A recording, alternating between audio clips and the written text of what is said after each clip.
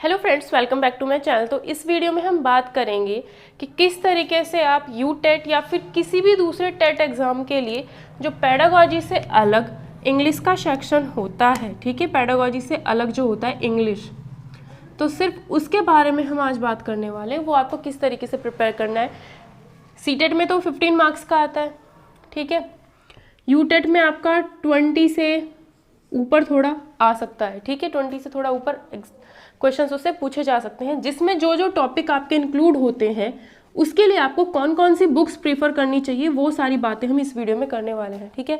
कौन सी बुक आपको प्रीफर करनी चाहिए, तो आप ले सकते हो उसके लिए नीतू मैम की आती है वॉल्यूम 1, ठीक है, इंग्लिश फॉर जनरल कॉम्पिटिशन्स।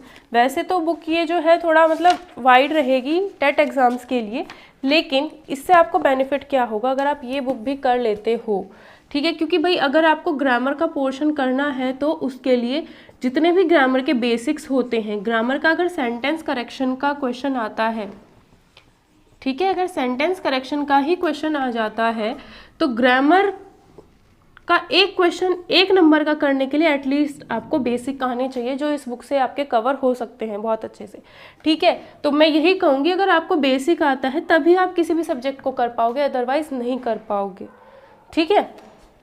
अब देखो इसमें 2 पोर्शन आ जाएंगे, एक तो आ जाएगा आपका ग्रामर पोर्शन, एक आ जाएगा आपका वोकैब का पोर्शन, ठीक है। वोकैब में आपके आ गए 1 वर्ड सब्स्टिट्यूशन और इडियम फ्रेजेस।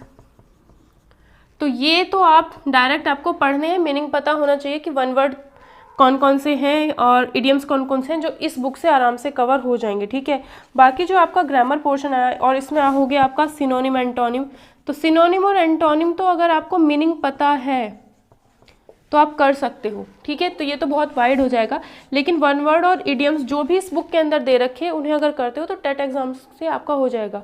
अब 1 नंबर यहाँ पर लाने के लिए थोड़ा तो पढ़ना पड़ेगा ही पड़ेगा, और इसका बेनिफिट ये होगा कि अगर आप ये बुक पढ़ लेते हो ना, इसका बेनिफिट ये होगा कि अगर आप NVS हो गया, KVS हो गया, या फिर कोई भी एग्ज़ाम हो जिसमें आपकी इंग्लिश पूछी जाएगी, ठीक है, जिसमें भी आपकी इंग्लिश पूछी जाएगी, तो जैसे इनमें भी 10 नंबर की तो TGT में आती है और 10 या 15 नंबर की ही इसमें PGT में भी 10 नंबर या 15 नंबर की आती है, ठीक है, 15 नंबर की आती है शायद, ठीक है। तो 10 से 15 नंबर की NVS KVS में एग्ज़ाम्स में आती है इंग्लिश आपकी, तो वो 10 और 15 नंबर भी आप उसमें से पासिंग मार्क्स, एनवीएस में तो खैर पासिंग मार्क्स ही लाने होते हैं, ठीक है। जैसे अगर 15 नंबर की इंग्लिश आ रही है तो आपको सिर्फ 5 नंबर की इंग्लिश करनी होती है, ठीक है, सिर्फ 5 नंबर की इंग्लिश करनी होती है।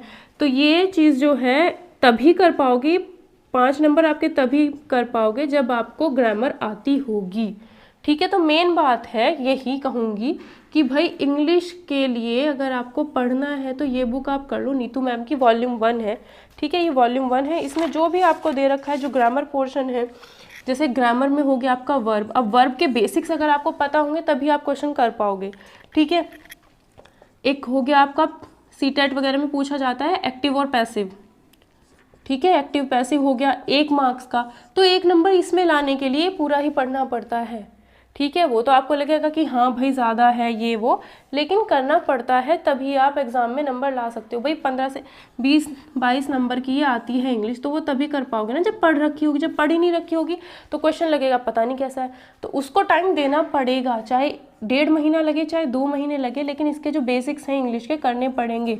और बेनिफिट यही होगा कि एक बार अगर आप पढ़ लेते हो इंग्लिश, अगर आप एक बार इस बुक से पढ़ लेते हो, इसमें जो ग्रामर के जितने भी हैं, ठीक है, जैसे वर्ब हो गया, नाउन हो गया, प्रोनाउन हो गया, adjective, conjunction, article, preposition, adverb, बहुत सारे टॉपिक्स हैं, तो ये सब आप तभी कर, अगर ये बेसिक्स इनके कर लेते हो तभी जो 1-1 नंबर के क्वेश्चन आते हैं वो आप कर पाओगे बहुत अच्छे से। और दूसरी बात ये है कि भाई इनमें तो ये आती है 10-15 नंबर की, और एनवीएस में तो ऐसा होता है कि 10 या 15 नंबर की आपकी हिंदी आएगी, 10 या 15 नंबर की आपकी इंग्लिश आएगी, और अगर ये दोनों सेक्शन आप पास करते हो तभी आपका आगे का जो सब्जेक्ट का पेपर होता है वो चेक होता है, अदरवाइज वो चेक नहीं होता।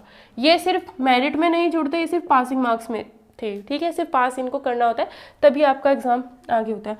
तो टेट का अगर पेपर दे रहे हो तो इंग्लिश को ढंग से पढ़ लो, ठीक है, बेसिक्स अपने अच्छे से करो, इंग्लिश अगर आप ढंग से पढ़ पाते हो तो उसके बाद जो भी एनवीएस केवीएस है उसमें आपका वो काम ऑलरेडी आ ही जाएगा, कहीं ना कहीं ऑलरेडी आएगा ही काम, तो वो आपको दोबारा नहीं पढ़नी पड़ेगी। अब ये मत सोचना कि हाँ टेट में तो 15-20 नंबर की आती है, बाकी तो पेडागोजी से हो जाते हैं, तो ये हम स्किप कर दें, इतना कौन पढ़ेगा, ऐसा नहीं सोचना, ठीक है। तो वो आपकी उसमें काम आती है, इसलिए मैं बोल रही हूँ कि ये जब मैंने दिए थे ना एग्जाम, तो ये सब मैंने सब पढ़ रखे हैं, ये ग्रामर वगैरह पोर्शन मैंने सब पढ़ रखा है अलग अलग करके, तब जाके मैंने टेट की कोई तैयारी नहीं की थी। मैं सिंपल बताऊँ, मैंने टेट एग्ज़ाम की कोई तैयारी नहीं की थी। मेरा क्या था, दूसरे एग्ज़ाम की तैयारी चल रही थी जिसमें इंग्लिश था, मैथ्स था, ठीक है। तो ये जो 2 टॉपिक्स थे वो ऑलरेडी अपने आप आ रखे थे, तो मैंने आराम से किए थे। तो वही बात मैं आपको कर रही हूँ कि इनको कर लो, ये तो काम आनी आनी, इंग्लिश तो ऐसी चीज़ है हर जगह काम आएगी आएगी।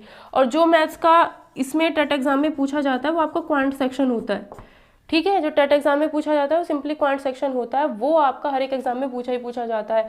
इन एनवीएस केवीएस में भी ना 10-15 नंबर का ये आता ही आता है, क्वांटिटिव एप्टीट्यूड, वो आता ही आता है जो टेट में पूछा जाता है। तो इन चीज़ों को ढंग से कर लो, मैं यही अभी बोल रही हूँ कि अगर इन्हें अभी ढंग से कर लोगे तो आगे आपको उसमें दिक्कत नहीं होगी, ठीक है। ये मेरा पर्सनल एक्सपीरियंस बता रही हूँ, तो इनके लिए अलग से कुछ मुझे पढ़ने की ज़रूरत ही नहीं पड़ी थी, मैंने सीधा जिस एग्ज़ाम की प्रिपरेशन करी थी उसके ऊपर फोकस था।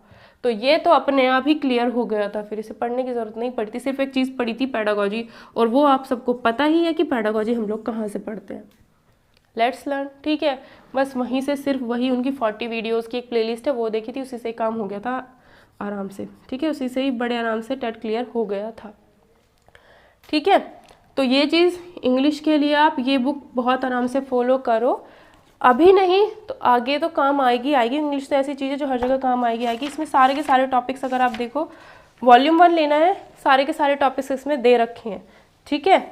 तो ये बुक आप करो, इंग्लिश आपकी आराम से हो जाएगी। टेट और एनवीएस केवीएस में जो भी 10-10, 15-15 नंबर की इंग्लिश आती है वो भी आपकी कवर हो जाएगी। तो इससे डबल आपको फ़ायदा होगा, एक तो टेट का हो जाएगा और आगे जो एग्जाम आएंगे उसमें भी जहाँ पर भी इंग्लिश आएगी वो आपकी कंफर्म हो जाएगी। तो अगर आपको वीडियो पसंद आती है तो प्लीज़ लाइक ज़रूर कर देना, कमेंट करके भी बताना आपको वीडियो कैसी लगती है। इसी तरह की वीडियोस आपके लिए और नई नई आती रहेंगी जिसमें आपको बताया जाए कि पर्टिकुलर सब्जेक्ट की प्रिपरेशन आपको कैसे करनी है, और ये सब्जेक्ट पढ़ के आपको आगे किस एग्जाम में काम आ सकता है वो भी आपको ज़रूर बताया जाएगा।